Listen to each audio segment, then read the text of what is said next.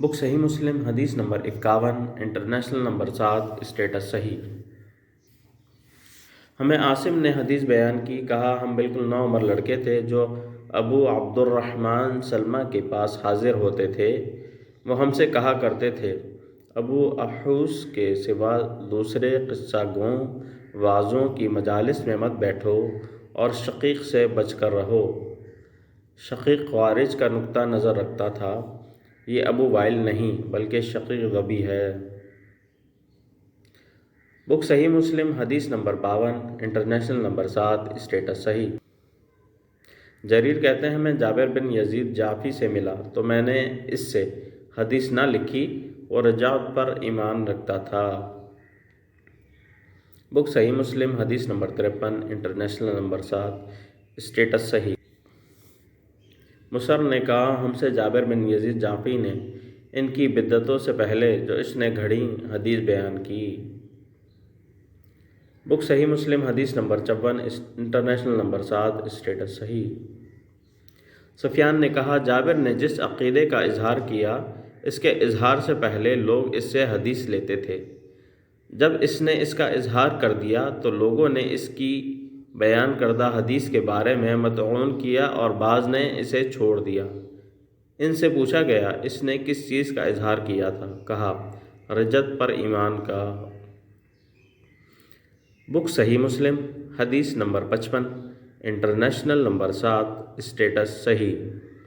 جرح بن ملح کہتے ہیں میں نے جابر بن یزید جعفی کو یہ کہتے سنا، میرے پاس ابو جعفر محمد باقر بن علی بن حسین بن علی رضی اللہ عنہم کی 70,000 حدیثیں ہیں جو سب کی سب رسول اللہ صلی اللہ علیہ وسلم سے روایت کی گئی ہیں۔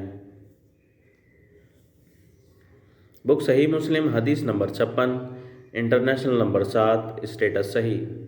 ظہیر کہتے ہیں جابر نے کہا میں نے جابر بن یزید کو یہ کہتے سنا، بلا شبہ میرے پاس 50,000 حدیثیں ایسی ہیں جن میں سے میں نے کوئی حدیث بیان نہیں کی۔ پھر ایک دن اس نے ایک حدیث بیان کی اور کہا یہ ان 50,000 حدیثوں میں سے ایک ہے۔ بک صحیح مسلم حدیث نمبر 57 انٹرنیشنل نمبر 7 اسٹیٹس صحیح۔ سلام بن ابی مطیع کہتے ہیں میں نے جابر جعفی کو یہ کہتے سنا، میرے پاس رسول اللہ صلی اللہ علیہ وسلم سے روایت کردہ 50,000 احادیث ہیں۔ بک صحیح مسلم حدیث نمبر 58 انٹرنیشنل نمبر 7 اسٹیٹس صحیح۔ سفیان بن عیینہ نے کہا میں نے ایک آدمی سے سنا، اس نے جابر سے ارشاد ربانی،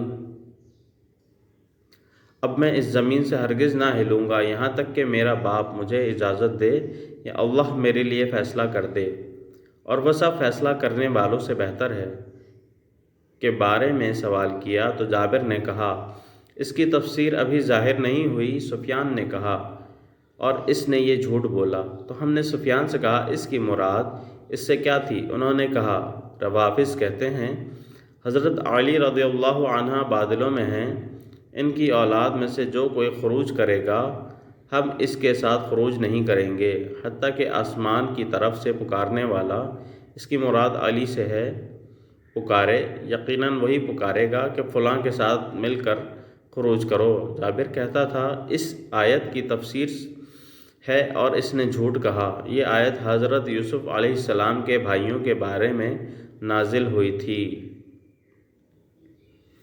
بک صحیح مسلم حدیث نمبر 59 انٹرنیشنل نمبر 7 اسٹیٹس صحیح۔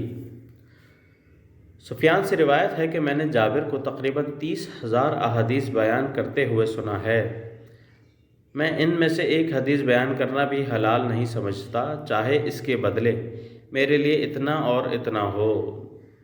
امام مسلم نے کہا میں نے ابو غسان محمد بن عمر رازی سے سنا، کہا میں نے جرید بن عبد الحمید سے پوچھا، میں نے کہا یہ جو حارث بن حسیرہ ہے آپ اس سے ملے ہیں؟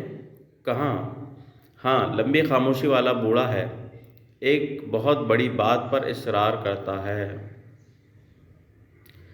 بک صحیح مسلم حدیث نمبر 60 انٹرنیشنل نمبر 7 اسٹیٹس صحیح۔ عبد الرحمن بن مہدی نے حماد بن زید سے روایت کی، کہا ایوب نے ایک دن ایک شخص کا ذکر کیا اور کہا وہ کج زبان، جھوٹا، تہمت تراش اور بد زبان تھا، اور دوسرے کا ذکر کیا تو کہا وہ رقم اشیاء پر لکھی ہوئی قیمت میں اضافہ کر دیتا تھا۔